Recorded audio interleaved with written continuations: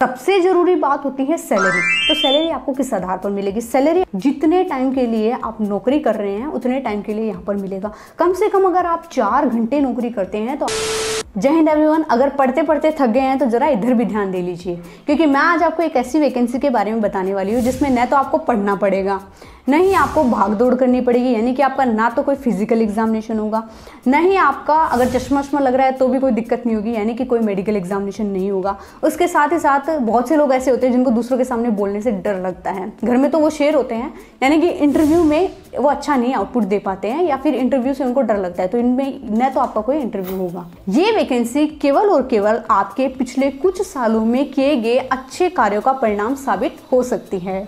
जी हाँ, मैं बात कर रही हूँ भारतीय ग्रामीण डाक सेवक में 10वीं पास 18+ एज के लिए वैकेंसी आई है। जी हाँ, मैं बात कर रही हूँ भारतीय ग्रामीण डाक सेवक में 30,000 से ज़्यादा पदों पर वैकेंसी आई है, जो कि एक RTI के रिप्लाई से यहाँ पर पता चला है। करना क्या है, आपको कुछ नहीं करना, फॉर्म अप्लाई करना है। अगर 10th में अच्छे परसेंटेज बने आप फॉर्म अप्लाई कीजिए। फॉर्म की फीस यहाँ पर 100 रुपये निर्धारित की गई है। आप जिस राज्य से बिलोंग करते हैं उसी राज्य में आपको फॉर्म अप्लाई करना है। किसी अन्य राज्य का आप फॉर्म यहाँ पर अप्लाई नहीं कर सकते। आपको केवल और केवल एजुकेशन क्वालिफिकेशन की बात करती हूँ तो 10th पास के साथ साथ अपने राज्य की लोकल लैंग्वेज का ज्ञान होना चाहिए, ताकि डाक देने वाला और डाक रिसीवर दोनों ही आपस में कम्युनिकेशन अच्छे से बना सके। उसके साथ ही साथ मैं बताती हूँ फॉर्म कब आएंगे। तो फॉर्म जो है आपके जुलाई के मिड तक देखने को मिल जाएंगे। जब आप फॉर्म भर देते हैं उससे 15 से 20 दिन, यानी फॉर्म भरने की लास्ट डेट के 5-7 दिन में आपकी यहाँ पर मेरिट लिस्ट जारी हो जाती है। आपकी ये मेरिट लिस्ट हर राज्य की अलग अलग यहाँ पर जाती है। कोई किसी भी राज्य से बिलोंग करता है, आपके अच्छे परसेंटेज है 10th में, तो आप इस फॉर्म को ज़रूर अप्लाई कीजिए। एज क्राइटेरिया की अगर मैं बात करती हूँ तो एज आपकी 18 से 40 के बीच में यहाँ पर होनी चाहिए। अगर आप OBC कैटेगरी से बिलोंग करते हैं तो 3 साल का एज रिलैक्सेशन दिया जाता है। अगर आप SC/ST कैटेगरी से बिलोंग करते हैं तो 5 साल का एज रिलैक्सेशन यहाँ पर दिया जाता है। तो ये बहुत ही अच्छी गोल्डन अपॉर्चुनिटी है। करना क्या है, कुछ नहीं करना, 100 रुपये लगाकर फॉर्म अप्लाई करना है। जैसे इसकी मेरिट लिस्ट आती है उसमें वेट करना है। अगर आपका नंबर आ जाता है तो बहुत अच्छी बात, और अगर नहीं आता है तो इसमें ज़्यादा गम वाली बात नहीं है। ये वैकेंसी उस कैंडिडेट के लिए बहुत ज़्यादा गोल्डन अपॉर्चुनिटी है जिसने 10th पास की है, 18+ जिसकी एज है, अच्छे परसेंटेज है, उसके साथ ही साथ इसको जल्दी जॉब लेनी है, गवर्नमेंट जॉब, उसके लिए गोल्डन अपॉर्चुनिटी है। उसके साथ ही साथ मैं बता देती हूँ कि इस वैकेंसी में आपकी जो जॉब टाइमिंग होता है वो क्या होता है। आप 4 घंटे भी कर सकते हैं, 6 घंटे भी कर सकते हैं और 8 घंटे भी कर सकते हैं। अगर आप मिनिमम 4 घंटे की जॉब को यहाँ पर सिलेक्ट करते हैं तो आपको थोड़े कम पैसे यहाँ पर मिल जाते हैं, यानी कि आपकी सैलरी थोड़ी कम मिलती है। इस वैकेंसी की अच्छी बात यह है कि इसके साथ ही साथ आप किसी अन्य भर्ती की भी तैयारी यहाँ पर कर सकते हैं, क्योंकि आपका एक लिमिटेड टाइम पीरियड है। उसके बाद में आपको आगे की तैयारी करने के लिए यहाँ पर टाइम मिल जाता है। सबसे जरूरी बात होती है सैलरी। तो सैलरी आपको किस आधार पर मिलेगी? सैलरी आपको TRCA स्लैब पर मिलेगी, यानी कि आपका टाइम रिलेटेड कंटिन्यूटी अलाउंस मिलेगा।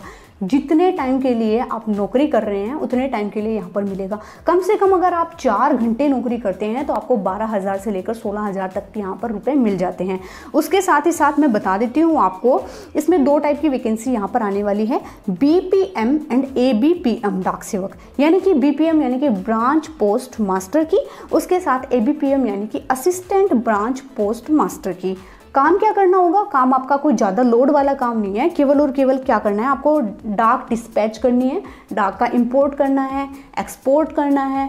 बहुत सारी ऐसे काम होते हैं जिसमें मान लीजिए किसी बच्चे का ज्वाइनिंग है तो वहाँ पर आपको डाक देनी होती है।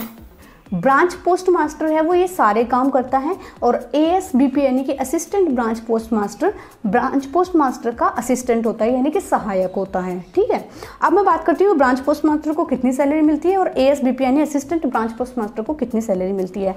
पिछले साल की अगर मैं बात करती हूँ तो पिछले साल ब्रांच पोस्ट मास्टर को 12,000 से लेकर 29,000 के बीच में सैलरी मिल रही थी, क्योंकि खुशखबरी इस चीज़ की है, DA आपका बेसिक का 50% यहाँ पर हो गया है। तो इस साल अगर ब्रांच पोस्ट मास्टर की बात करती हूँ तो उसको 18,000 से ज़्यादा सैलरी यहाँ पर मिलेगी। उसके साथ ही साथ असिस्टेंट ब्रांच पोस्ट मास्टर यानी कि जिसे हम डाक सेवक भी कह देते हैं, उनको पिछले साल 10,000 से लेकर 24,000 के बीच में मैक्सिमम यहाँ पर सैलरी मिल रही थी। DA बेसिक का 50% होने के बाद में अब उनकी सैलरी 16,000 से ज़्यादा यहाँ पर देखने को मिल जाएगी। इसमें आपका बहुत ज़्यादा वर्कलोड भी नहीं है, एक लिमिटेड टाइम की आपकी यहाँ पर जॉब रहेगी। तो फॉर्म आप ज़रूर अप्लाई कीजिए अगर आप 10th पास है, 18+ अपनी एज रख रहे हैं और इसमें अच्छी बात मैं आपको ये बता देती हूँ, आप ये ना डरिएगा कि मैं फॉर्म लगाऊं या नहीं लगाऊं। हर राज्य की कट ऑफ अलग अलग जाएगी, ठीक है। पिछली बार ऐसा भी हुआ था कि 2 बार मेरिट लिस्ट जारी करनी पड़ी, क्योंकि जितने कैंडिडेट उन्होंने मांगे थे उतने यहाँ पर फुलफिल नहीं हो पाए। तो हो सकता है उसमें आपका भी नंबर यहाँ पर आ जाए। ज़्यादा कुछ इसमें नहीं लगेगा, केवल 100 रुपये यहाँ पर आपकी फीस लगेगी। अगर आपका सिलेक्शन हो जाता है तो वो आपके वसूल हो जाएंगे, और अगर नहीं होता है तो उसमें ज़्यादा गम की बात यहाँ पर नहीं रहती है। वीडियो अगर आपको अच्छी लगी हो तो वीडियो को लाइक कीजिएगा, शेयर कीजिएगा, नहीं तो चैनल को सब्सक्राइब कीजिएगा। मिलते हैं नेक्स्ट वीडियो में, तब तक के लिए जय हिंद।